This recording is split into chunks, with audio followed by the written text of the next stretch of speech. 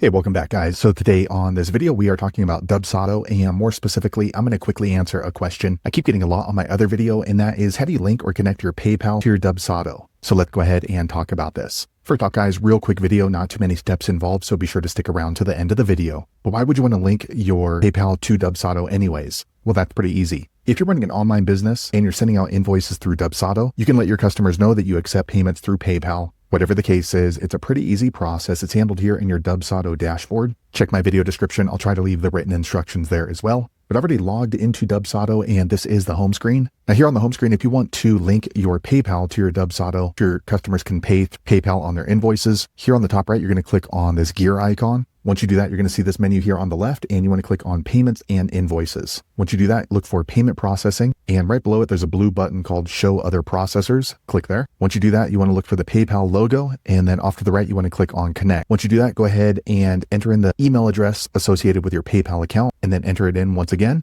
I'm going to do that off screen. Once you've entered in your email, click on this green connect account button. Okay, quick second later, the page refreshes. Now you can see that my PayPal is now connected. So when I'm sending out invoices through Dubsado, my clients will be able to pay with their pay. So there you have it, guys. If you're wondering how to link or connect your PayPal to your Dubsado account, that's the easiest way I know how to do it. If you know an easier way, be sure to leave a comment below. Let the rest of us know how you did it. Hopefully you found that video useful. If so, click thumbs up or maybe consider subscribing to my channel, and I hope to see you on the next video. Thanks again for watching.